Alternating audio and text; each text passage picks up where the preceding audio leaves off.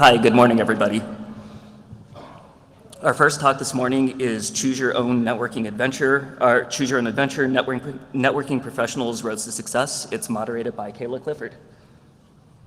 Thank you, everybody, for, am I on? All right. Thank you, everyone, for attending this panel. I put this together, but I was basically going off of an idea or a talk that I saw 2 years ago. It inspired me to get this panel together of professionals to discuss their career paths. The talk that I saw was by Danny Rossman, and this is basically an extension of that. I really feel like this is important to not just the younger generation, but people who are stuck in their careers, who aren't sure where they want to go. So I have my panelists here to explain their paths and how they got to where they are, and also to have a focus on advice for the future generation, and also talk about some of the failures that they've gone through that have got them where they are today and that stand out to them. So I have my panelists here in no particular order: Chris, Jezebel, Matt, Sylvie, Marty, and Danilo. And they're all going to be going over their career timelines for you. So thank you. Chris, take it away. Hi, I'm Chris Woodfield. It's kind of intimidating to think about the fact that I've actually been in this business for 20 years now. 21 years ago, I never would have imagined this would be my life's work, but here we are, and very happy, and I feel very fulfilled in how things have gone for me. So early days, I'd always had a fascination with this type of technology, especially going back to even the 80s dial-up BBSs. But for a long time, I always assumed that this was just things that other smart people did. I could never be smart enough to do that. So I'll just be a happy consumer and enjoy hanging out on IRC channels and check out Usenet groups and things along these other lines. Yes, remember Usenet? I went to college, got a communications degree with designs of being a graphic designer. Did that for a couple years, and that's around the time I first encountered the Netscape browser. Actually, no, it was the Mosaic browser, then Netscape, and saw how, saw books on how to design web pages, how to get on the internet, and me working on the internet is kind of like an alcoholic working behind a bar. I was just so fascinated by it. I wanted to be a part of this as much as I possibly could, but I had no idea how do I get there. Again, this is something that, my mentality was, oh, this is something that other smart people build. I can never imagine having the skill levels needed to work on this. But this was the same time that Linux became a thing. So at some point I decided, okay, I'll start messing around. I got a secondhand PC from a friend, installed one of the first Linux distros back in the days when they were sent around on floppy disks. I did not have a CD-ROM drive. Taught myself a few things, enough to be dangerous. Again, nothing that made me think I could actually make this useful. Until I found some friends who were pretty much like-minded and did actually have jobs working at ISPs. And I said, oh, maybe I should talk to them and figure out how to get my foot in the door. A while later, I got my first job in the business working night shift in a NOC at a company called Digex. That was fascinating, but at the same time, night shifts are not something I wanted to be doing long term. So if you can do it, great. It did not work for me. So I started looking at other opportunities, taking what I learned and going from there. Eventually, I wound up at a company called Internap, and I stayed there for 10 years, moving my way up from doing customer installs to eventually winding up in the architecture group. A number of my colleagues from that time are actually here in this room. And in the meantime, I relocated, moved to Atlanta.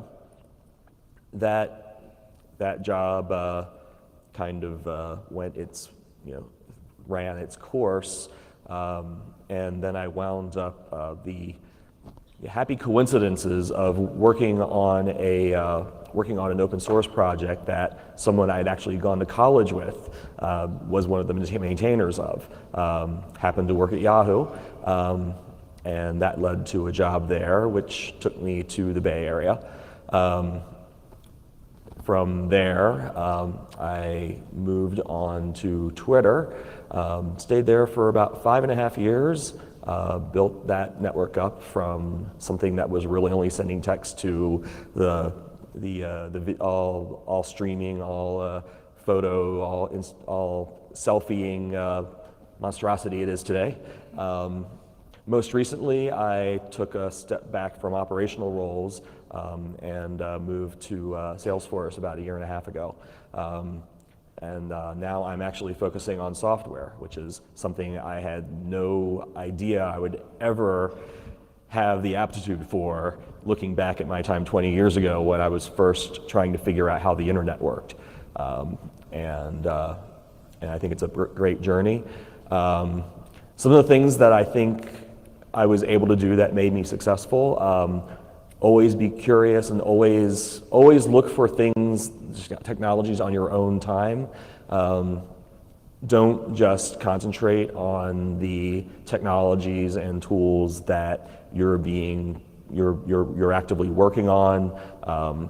Set yourself up a home lab. This was not an easy thing to do 20 years ago. Nowadays, virtually anybody can download router images. There's open source routing software. Take advantage of that ecosystem, because the ability to learn networking is, the technologies available that allow people to learn networking are far, far beyond what they were back in the old days. If I could do things differently, I would say I probably would have. There are definitely times in my career where I failed to do that and became complacent, and became very heads down, and just not assertive enough on, these are the technologies I want to work on, these are the things I want to learn, how do I integrate this into what I'm doing. I think if I'd done a little bit more of that, I might be a little bit more successful than I am. Not that I don't think I'm not, but things to keep in mind. And I think that's my time. Thank you. All right, next we have Danilo. Sorry. So I'm probably the least seasoned professional up here, and I made my career trajectory into this area kind of randomly. So if we take a step back and we go to college, right? My parents had always really instilled in me, become an engineer. You need to become an engineer. So I went into college thinking I was going to become a software engineer. That's just kind of what I was going to do. And then it quickly became apparent that I was not really going to enjoy that. So I moved into doing finance, and that's kind of how I started this whole kind of trajectory of my career. I started working on the family business, doing kind of the books, the accounting, whatever. And then I realized that corporate finance is probably not what I want to do either. So it's all learning experiences, right? I mean, that's the biggest thing for me. So once I ended college and I started networking with people in my senior seminar class, I got in touch with a recruiter from Google, who was looking for someone that had construction background with a passion for technology. And it was a random merge of things that I had that kind of led me into getting into Google at some point. That job didn't work out, but I ended up doing a network supply chain position at Google, and I did that for a couple of years. And then, again, through networking and just meeting people, I ended up at Facebook back in 2009. And for, at that time, I was doing data center asset management. So a little bit of network in the sense that I was kind of focused on the hardware, but absolutely nothing to do with the network itself. So I did that for 3 years, and then I went to another company. And I think the lesson learned there for me, it's a bad decision on my part in retrospect, but you know, I think the thing I learned by leaving and going to another company is that culture is dramatically important for me to be happy at a company. So, you know, always do research on where you're going. You know, different cultures jive with different people, and it really depends on kind of where you land with them. So, you know, I didn't stay that long at that company, and then I came back to Facebook. At that point, we were now growing the Edge network, and you know, we just needed more people. So, you know, I reached out to a manager of the team and I said, hey, like, I'm interested in coming back. And he's like, look, you have a lot of the skills that we want, but you obviously don't have any experience in network whatsoever. But yeah, like, let's try it out. So I've been back now for 4 years. I am now managing the Edge network delivery team, which is kind of a hybrid of like peering coordinator. It basically is just extending our network deeper and deeper into ISPs. And yeah, I mean, that's kind of the quick and dirty on kind of my career trajectory. Lessons learned, you know, throughout my very short stint is one, you know, do jobs that you may or may not think are like ideal for you, just based on learning opportunities. You know, if I hadn't done the finance stuff, I probably would have never gotten into Google, and I would have never been here. It just kind of they all built on each other. The other thing is, you know, obviously research and culture is super important. It might not be to you, but like for me, that was a big thing. And then the last thing is just networking, right? I mean, you never know who you're going to meet. Obviously, we all know that. That's what we do at these conferences. But you know, making sure that you know, we actually were talking about it when we got up here. Like, your name precedes you, right? People know of you without ever having met you. So, you know, it's really important, I think, for you to just make sure that whatever you do, you just kind of think of that and just constantly network with people. You never know what kind of jobs are out there that you might be interested in later. So. Thank you. Next, we'll have Marty to talk about his career path. All right. So those of you who know me know it's easy for me to get up on the stage and talk about technical things and finance things, but to talk about myself, I don't like to do that. But here I am, and bear with me. I tried to put together a chronology that wasn't too detailed. I've done a lot of things over my career. I've been involved in the internet for a really long time. It started in 1985 when my mother brought home a Unix computer. She was working at AT&T Bell Labs.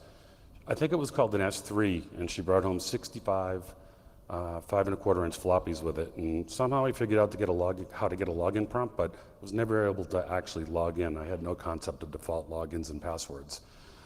From there, I tied up my house's phone line for a long time with BBSs and overnight downloads, and just learned everything I could about serial communications and modems and things. Kind of fast forward, I took some notes here, just kind of keep it moving. So that actually had helped me to meet a guy named Michael Barrow. Michael founded the MIT Internet Special Interest Group, and I helped him out. I was the meeting coordinator, and I brought in people to kind of talk to audiences about the internet, and we also taught people how to use Telnet and FTP and, you know, fun protocols like that I'm sure you're all very well aware of these days. That parlayed itself into a job running the NSFnet node at Bose.com, which was really my first kind of foray into the internet. I was the firewall administrator, and I ran a SOX proxy and all the things that went along with it. Fast forward, 1995, my first foray into social media. I had solid Unix skills learned from my previous experience, and some networking skills from Bose, and I built upon that platform here at Firefly. You all use the technology that Firefly developed. Every time you see a stupid banner ad for something that you thought about, it was because Firefly invented this kind of agents protocol. These little quotes are little anecdotes that I thought might personalize us a little bit. This one says, "Joe, you sure you guys can handle 10 megabits? That's Joe Provo. His boss sold me 10 megabit ATM to the internet from Cambridge, Mass, which at the time I was really excited about, but in retrospect, not a good fit. But also that kind of underscores relationships, and some of the relationships that I've had with people in the business started all the way back then, and Joe's one of those people. Went on to be the chief engineer at TIAC, which was basically the university for BBN. You usually took a job at TIAC, you spent 1 or 2 months working in the NOC for me, and then you immediately quit and got a job at BBN. Went on from there, did a few other interesting things. I forayed into managed services a little bit, did some security. Then I went on to work on SS7 technologies. Again, I think the point that I'm trying to make with my career progression is that the internet underpins many things, but it was really about a little bit of ADD and the applications, and the applications are what utilizes the underlying infrastructure. And I've been able to kind of maintain a little bit of pinball with the applications and how they work and how they affect society and the internet, but it was always underpinned by the internet. I worked at a company called XCOM, which was acquired by Level 3, and if you go to the newly minted CenturyLink sign in Westminster and walk into the lobby, you can see the patent. Level 3 acquired that company, I ended up there. This anecdote is Brian Deerdorf, and we were using Ascend GRFs as high capacity Ethernet switches, and they didn't really work. And Ascend had been acquired by Cascade, and their stuff was so broken that I think it was at 11 or 12 o'clock at night, Brian and I drove over to the Cascade Labs in Westboro, Massachusetts, put a Cisco 7500 in a trash bag, brought it back to our data center in Cambridge where all the kind of technology was happening, and swapped them out, and then hid the GRF so no one would know that we ever used it. It was very fun. And the GRF had a couple of acronyms. One was goes really fast, and the other was gets really, and you can figure it out from there. Okay, so did some other interesting stuff. Again, more underpinning of the network and the applications. Landed at VeriSign through an acquisition. This one was really interesting. I had, through my Unix and networking skills, learned about the Communications for Law Enforcement Assistance Act and got a little bit of expertise in that, basically third-party lawful surveillance. I worked at VeriSign and I did the merger and acquisition work for the company that they acquired that I was at, and helped them build their CALEA Service Bureau, which was really, really fascinating, and I learned a lot. And I learned a new respect for law enforcement professionals and the work that they do. Political arguments aside, it's a very interesting thing, and they do a lot of great work. And the anecdote here is, I was on a call testing with the FBI, and they answered the phone and they said hello, and I said, "Is Whitey home?" It wasn't funny. Then from there, I kind of did a few other things. I ended up, I worked in the Bahamas for a couple of years. My friend Chris Malater did some work with me there. I ended up building a data center in Iceland for Verne Global, and I landed at Akamai. This anecdote you all may know well. Morning, Mr. Gilmore, Patrick Gilmore. I worked for him for maybe 5 or 6 years and then took over the group, and I think the rest is kind of history there. I learned pretty much everything I know about interconnection at Akamai and under Patrick and with Christian Kaufman and Noam Friedman, and it was a really great experience. Went to Microsoft, did a little time there, really great shop. I love the people. From there, I landed at Twitch, which is where I'm at today.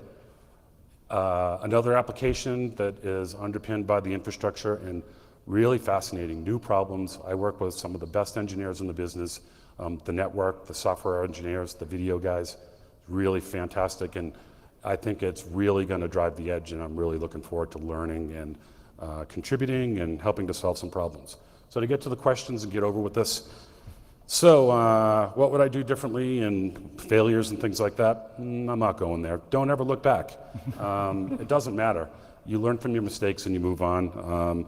And then what advice can I give all of you? Admire people. I have a short list here, and nobody should turn red when I mention your name, but Barry and Mary Shine, we owe them a little debt. They're part of the reason we're all here, but I don't think many people are very familiar with them. Software Tool and Die, the world first ISP on the planet. Small Debt, John Curran, learned a lot from him. Sylvie, we've worked together on some fascinating stuff that I have a great respect for her. She's really smart, and I love working with her. My friend Gabe Cole, Mike Barrow, Chris Malater, Patrick, of course. I miss Randy. I wish he would come back and stop going to the IVTF. This is better, Randy. Raz, Turkbergen, not Senna, but I love Richie Senna as well. But Richard Turkbergen is a really great guy to know, and he's really smart. And then obviously NANOG and all you guys. It's without the relationships and NANOG and the education and the mentoring that some of you folks have given to me, I wouldn't be up on the stage today, and I really appreciate it. Thank you. Great, thank you, Marty. And next we have Matt. All right. So where do I start? So my title is Senior Technical Network Planner, which I realize probably doesn't tell you much. I currently work at Akamai Technologies. So let's fast forward through a little bit of this stuff to begin with. A lot of this is about the things that I learned and the things I learned about myself along the way. So it starts in New York City. I went to college in New York City. The job boards in the computer science department said, hey, we have a paid internship for J Random Wall Street company. Come down here, make an egregious amount of money for a starving college student, and do sysadmin. So I'm like, sure, that sounds like a great idea. And so I did that. And so what followed next was 4 years of me holding down a part-time job while carrying a full engineering load because the work was just that interesting. And so there were a couple of different companies there. I'm not going to list all of them, but just doing standard issue Unix sysadmin, old school, where every machine had a name and you knew each one of them by name. Not true anymore, but that's where we were. After college, first I started at Mindfox, which is the New York City hacker ISP, and I kept the machines from being too owned on a regular basis. And that was just a lot of fun. It was very much a startup atmosphere.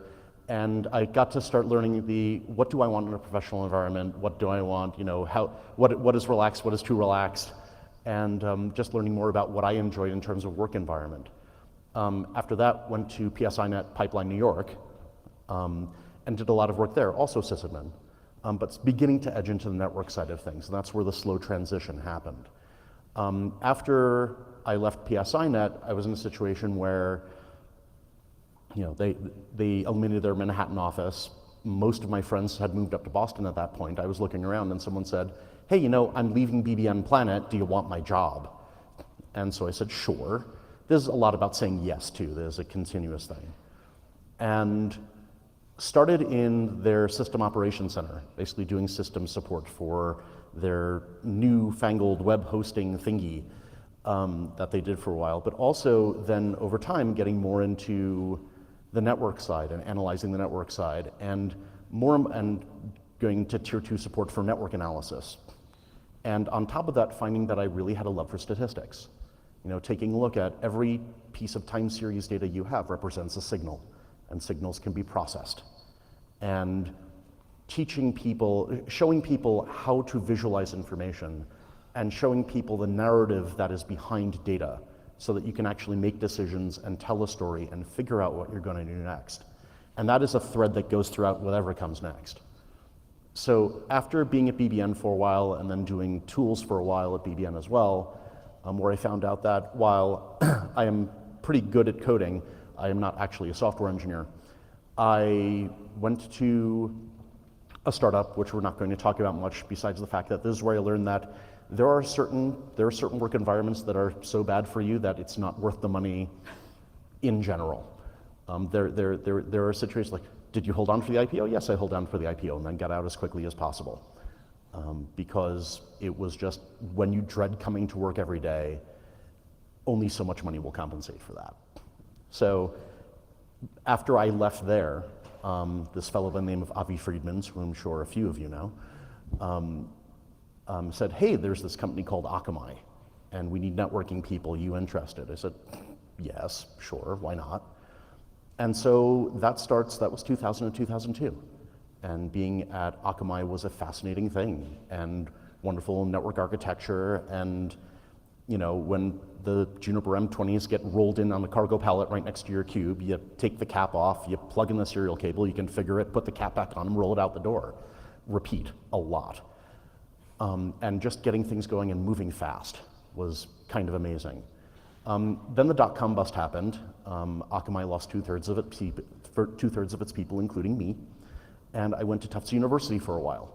And I did NetEng there and got to basically rebuild the network from a layer 2 core to a layer 3 core. And that was where I really got deep, hardcore into network engineering, where it was effectively my network. And it affected thousands of students across Eastern Massachusetts. And really having the responsibility if things went wrong, and working with an amazing team. And so it was a really, really great experience all around. And somewhere in there, I got to do a master's degree, because it turns out that universities will pay you in product. This is also, so one thing that's on here is, hi, my name is Matt Ringel and I'm a recovering wedding photographer. One of the things that I did during that time was I did wedding photography. I do a lot of photography in general. This seemed like a reasonable way to monetize the toys. And the big thing I learned there is contracts. Every customer I had, I gave a contract to. And understanding what a contract actually meant, and understanding what those negotiations actually meant was gigantic. Understanding how to feel out a customer and what's going on. After all that, came back to Akamai, first on the revenue side, professional services. Built a web performance consulting group, offering contracts again, learning sales, learning how to sell ideas to people. After a whole bunch of time doing that, which was amazing, went back to engineering, first in network architecture with this fellow by the name of Martin Hannigan as my boss. And then after doing that for a couple of years, going to network planning, and now I'm in a position, all of my positions have been influenced without authority, where nobody reports to me, but a lot of people listen to me. And so this is more about understanding how to get ideas into people's heads and making them understand what's going on, and then being able to do the research necessary combined with statistics and data and selling ideas to actually get to a coherent strategy that everybody buys into for how we're going to deploy in, let's say, the Americas. And that's kind of where, there's no way to study for deployment strategy for the Americas for the largest CDN in the world. It's a culmination of all these things that come together. In finality, I think the advice that I would give, I'm actually going to read this one out because I wrote it out. Be a student of your profession. This sounds a lot like what Chris said. Never forget what it means to sit down and study. Consciously spend time learning more, finding out more about the corners of your field that aren't necessarily in front of you at your job. One of the biggest mistakes you can make is falling into the groove of thinking that the things you do for your job is the extent of what you need to know. There's a big difference between 10 years of experience and 2 years of experience repeated 5 times. Thank you. All right, thank you, Matt. And next we have Sylvie. All right. So it just made me realize that my tenure in this industry is now 25 years this year. So, yeah. So I started I came to the industry via the business side. When I was in high school, I came across this program that was called Junior Achievement, where you start your own company for 6 months, and at the end you need to fold it and close it. And it was an all-girl company.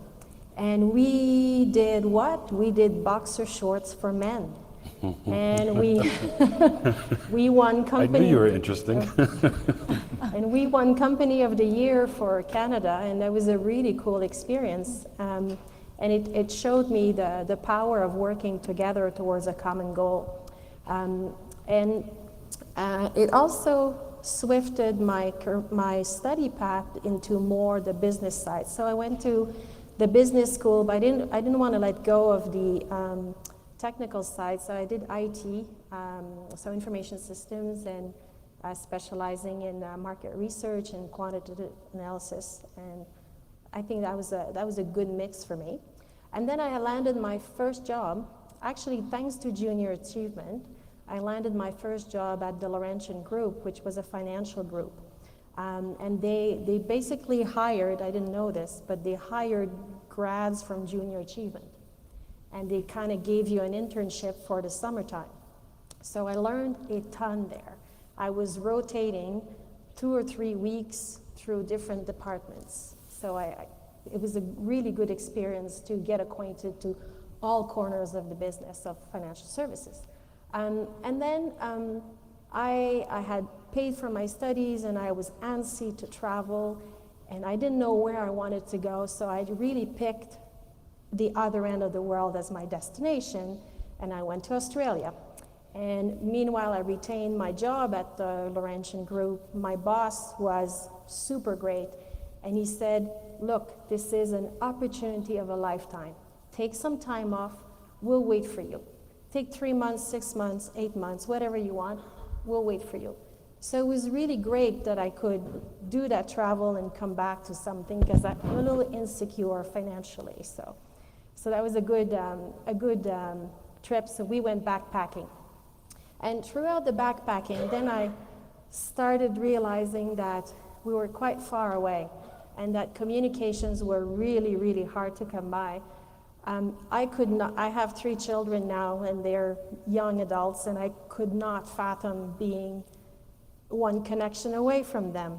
Over there in 1993, when I was backpacking, I called my parents maybe once every 10 days when we got a phone booth. That's all we could get. So it just shows you how far we've come since 93 to now. Like, we're just one WhatsApp away. So, and then I had a great opportunity. My mentor at the Laurentian Group became the CEO of Teleglobe. And Teleglobe used to be the crown corporation for overseas telecommunications. And he said, we're no longer a crown corporation. We need new people. We need new ways of thinking. Why don't you come over for an interview?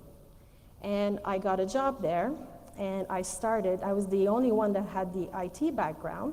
So I started on the digital communication side, because that's something that I understood. It was zeros and ones. It was like, oh, I get that. That's fine. And this is where I finally met basically submarine cables, satellites, and the internet. And I came at it from being the first product manager, created the Backbone 6453, which, if you know me, you know that I call this my firstborn. It truly is my firstborn. And it's been a really, really amazing trip. So just creating this backbone and growing it. Then I went to mobile communications because I thought I needed to learn something else, and mobile was booming. I don't know if you remember, we had these really big phones like this.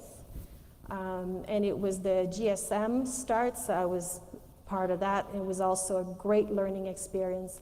And then I came back to Teleglobe, which was acquired by VSNL Tata Communications.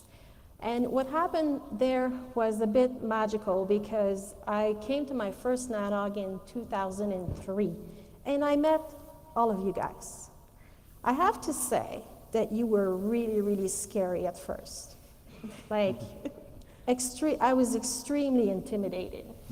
And I thought, wow, like, these people come to the mics. Like, this is 2003, we've changed a lot. And people were shouting at each other. And they were basically, I think, discussing violently different points of view. And I thought, oh, well, that's not the carrier world. Like, we're very much gentlemanly and more mild manners. Like, we'll disagree, but we're not gonna fling insults. So that it was a little hard for me, and at the time there was only 7% women. And I remember Sue Harris saying that she was giving the stats from the conference, and she was so happy that there was 7% women. I'm like, wow, okay, where am I? What's going on? But I stuck around. I saw it as a challenge. I said, the world is not 7% women. We need more. This internet, I believe in it. And I started getting really involved with NANOG. So I started with the program committee, and then the steering committee, and then what became NUNOG. So I was on the board of the first NUNOG, and it's been tremendous. And I did this because I truly believe that I could have an impact, and I had a voice. I had something to say. And it was an interesting crowd to do this from. The internet, what fascinates me still today is that we're all competing, but we're all collaborating. And it wouldn't work any other way. And I think that if we put a good effort in collaborating, we can self-regulate and we can make really, truly grand things. And we're, to a really large extent, we're doing that really well, so that's great. And also being part, a bit like you, being part of the crowd here, I got a call from Google who said, would you like to come and join our infrastructure group? And at first I thought, content company, I don't know. I don't know that I want to do that. And then I went for the interview, and then I thought, you know what? I will say yes because I know nothing about content distribution, and I know the backbone. So yes, this is my next thing. The lesson learned for me is that whenever you get a little comfortable, a little too, I know this, I know the four corners of my garden, but probably it's time to move on. It's time to learn something new. And that's been a recurring theme, and I didn't quite understand what I was going through, but now with perspective, I can tell you that if I feel too comfortable, it's time to move on. I need to learn something new. So that's something that I would really wish someone told me earlier, because I would have taken bigger risks. And that's the other thing I'd like to tell you is take risks. Risks are fun. Risks are there to help you grow. And if you skin your knees, it's quite okay. You can stand up again and pick it up. But like you said, Marty, you don't learn from your success, you do learn from your mistakes. So it's really important to learn from your mistakes. An important thing for me that I do want to talk about is coming to NANOG and getting involved with NANOG. I did suffer from a condition that I had no idea what it was called until I realized it was called the imposter syndrome. I really felt I did not belong here, that everyone around me was much smarter than me. They could all do this a ton better than me, and it was really, really uncomfortable. But I only learned that it was called imposter syndrome maybe 5 years ago.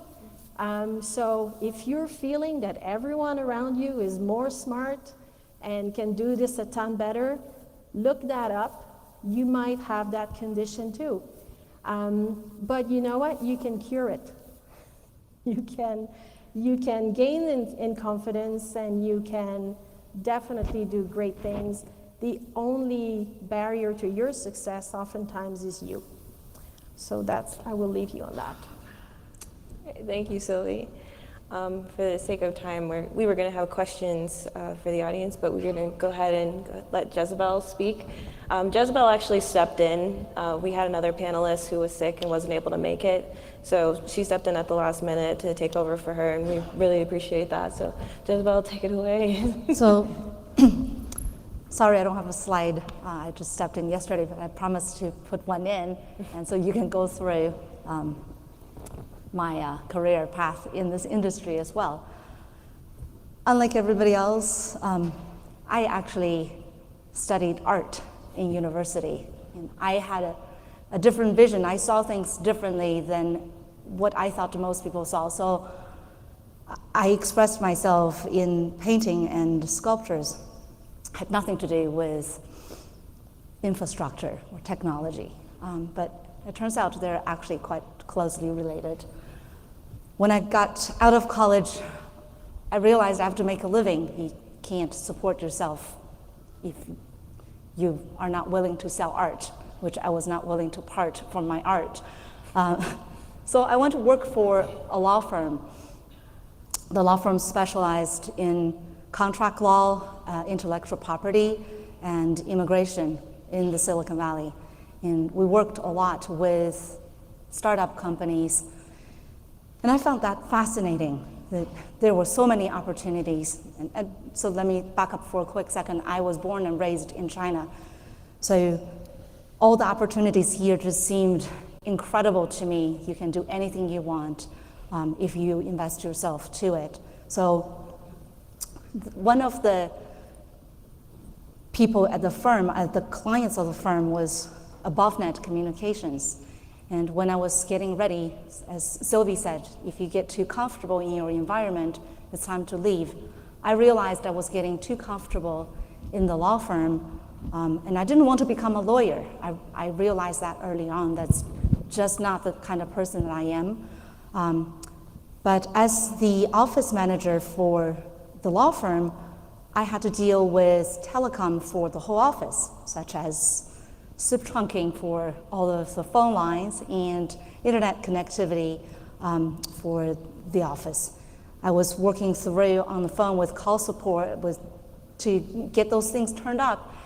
The CEO of AboveNet was coming into the office, and he was sitting in the lobby waiting, and he heard me on the phone with the technician on the other end of the call saying, "You handled that quite well.